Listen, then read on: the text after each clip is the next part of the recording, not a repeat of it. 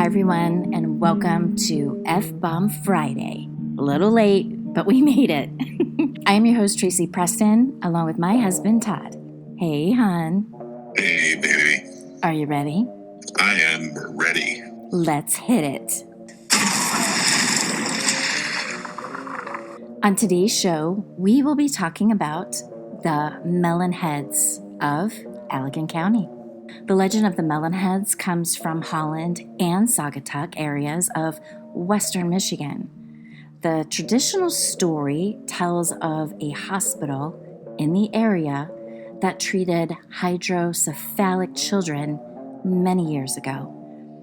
This medical condition causes water on the brain, giving the children large, swollen heads. At some point, the hospital was forced to close, leaving the children abandoned. The tiny, bulbous-headed creatures were released into the wild to fend for themselves. Legend says the melon-head children still roam the wooded areas of Allegan County to this day. Hungry and on the brink of starvation, it is said that the strange children can and will attack when you least expect it. The tales of the Melon Heads have been told for decades in Holland and Saugatuck, mostly by teenagers that grew up in the area during the 60s and 70s, and parents trying to frighten their children into being good. Sometimes, the legend was passed on while folks played pranks on their friends or when newcomers moved into town. The story originates with the Felt Mansion in Holland, Michigan, that was built in 1928 by Dorr Felt as a summer home for his wife. The legend claims that the mansion was an insane asylum which housed the creatures. The Allegan County Historical Society says the asylum never existed. However, the Felt Mansion was a school and chapel for a time until it was purchased by the state of Michigan in 1977, and it was used as a state police post, then later converted into a prison. From 1949 to 1977, the Felt Mansion was the St. Augustine Seminary for Boys. A former student states that the nickname Melonhead was used by local kids as a derogatory term for the private school students because they were brainy. And from that, the creepy tales were spun into existence. It's more than probable that the legend of the Melon Heads is a product of human imagination. But still, many residents of the area and alleged eyewitness accounts would beg to differ. Here are some of the reported accounts, along with some different variations of the Melonhead story. Visitors and late-night explorers have reported seeing curtains moving in the windows of the Felt Mansion. People have heard strange noises, such as heavy breathing, footsteps, and shadows darting through the darkness. One story described that the children were being treated for the condition of hydrocephalus at the hospital, were physically and emotionally abused before being released into the wilderness. Some say the creatures live near the Felt Mansion, but witnesses also claim to have seen them in the woodlands around Ottawa County. One theory claims the children lived within the mansion, then later retreated to a system of underground caverns. One Lake Town resident says they have friends that have actually seen the Melon Heads several times in the woods. Some people claim to have seen children playing at the top of the stairs in the Felt Mansion and then jumping off the balcony of the house. Some say if you flicker your headlights into the woods, you are likely to see some melon heads. This version of the Melon Heads story is a little different and comes from Southwest Michigan And in this version, the Melon heads are said to be located behind the Cook nuclear plant in Bridgman. The first story explains there was an insane asylum in the woods before the nuclear power plant was built. Allegedly, the asylum burnt to the ground, with the Melon heads escaping and living in the woods ever since. This next variation says there was a group of people who lived behind the nuclear power plant in the woods.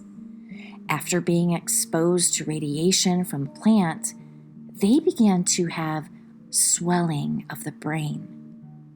Out of shame and embarrassment of their deformities, they stayed hidden in the woods, away from the public eye, to live out the remainder of their days. It's said the woods behind the power plant is much like a maze, and it would be easy to lose your way and possibly never find it again. This account tells of a young man and some friends from college. They set out to find the Melon heads in the woods of Hamilton in Allegan County. Their first night out, they didn't experience much other than finding a foundation of a building that was no longer there and a sign over the path that was too faded to read. The following night, 3 of the men from the group went down that same path. It was raining and there was lightning. About half a mile down the path, there was a lightning strike.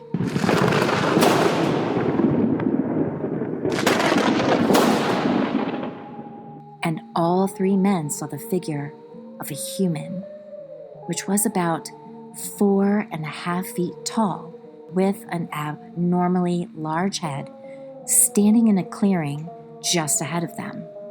As the men stood still and stared, suddenly there was a loud crash in the woods to the left of where they were standing. The 3 men immediately turned around and ran back to their cars. Some accounts say witnesses have seen glowing eyes in the woods. Some say the children were victims of a mad scientist and his experiments.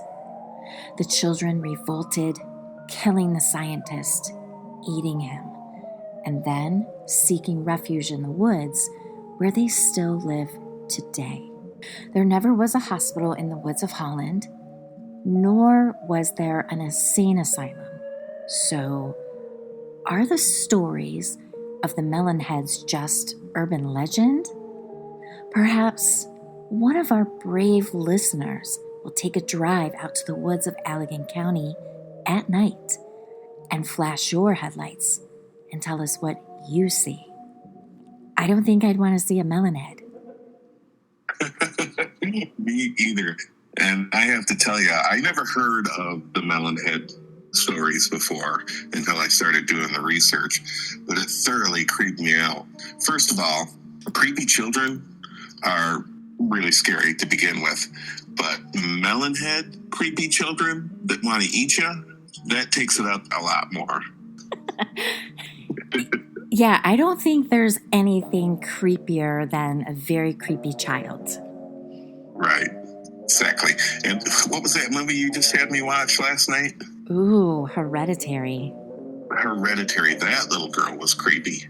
And the whole time I was watching it, I was like, okay, imagine this bitch with a melon head and a taste for flesh. Yeah, they picked a great actress for that part. And yeah.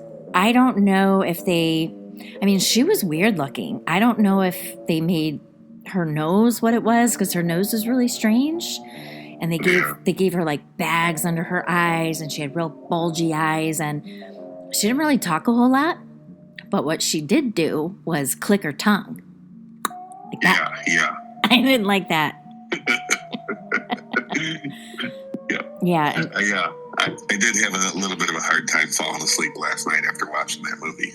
Yeah, so if anyone is wondering what we're talking about, it's on Netflix right now, and it's called Hereditary. And if you like to have the shit scared out of you, watch it. Yeah. That was a crazy movie. Yeah, I'm like, hun, you want to see a good movie? Have you seen anybody with hydrocephalus in real life? I can't personally say that I have, but I know that sometimes babies are born with hydrocephalus, so it is what you think. Hydro, water, and cephalus is the head. So it can be quite dangerous, but personally, have I seen it? No. I don't do mother-baby. Right. So I wonder what the procedure would be to cure it. I don't know right offhand. I don't know if it's medications that help get water out. I really don't have that answer. Again, that's just not my specialty. I was neurotrauma and open heart critical care, so just adults for me. I can't do babies. No, I can't imagine. No. I cannot even imagine. No, and to all the amazing nurses and doctors who take care of babies, pediatrics, children, God love you, because I would be broke. I couldn't do it. Right. Yeah. So what do you say, hun, that you and I take a trip back up to Saugatuck and find that really creepy statuary? I'm going to call it a farm because this place is huge. Right. Yeah, we could definitely do it. The trick is you got to do it at night, though, if you want to see some melon heads. Well, I see that we do it. Okay. I'm going to be scared as hell. We got to head that way anyways to stop at the cemetery to see the Ada Witch. Yeah. Yeah, that's all in one route there. Yeah, we're going to have to make a day of it. Yep. I'm thinking maybe I want to be a melon head for Halloween next year. Oh, nobody's doing that, but we're too tall. You're too tall. Well, we could be adult melon heads. Okay, I'm in. I hope you still love me with a big bulbous head. And I won't be able to see, so I'll be blind melon. Okay. So thank you, everybody. That's our story for today. Hey, hun. Yeah, baby. Do you want to sign us out? I sure do. You better lock your doors, lock your windows, and you might want to check under your bed. You might have 3 witches like I did. Or now, you might have some bulbous head children under your bed. Melon heads. Melon heads. So have a great weekend, everyone. Have a great weekend. We'll see you on Monday. We'll see you on Monday.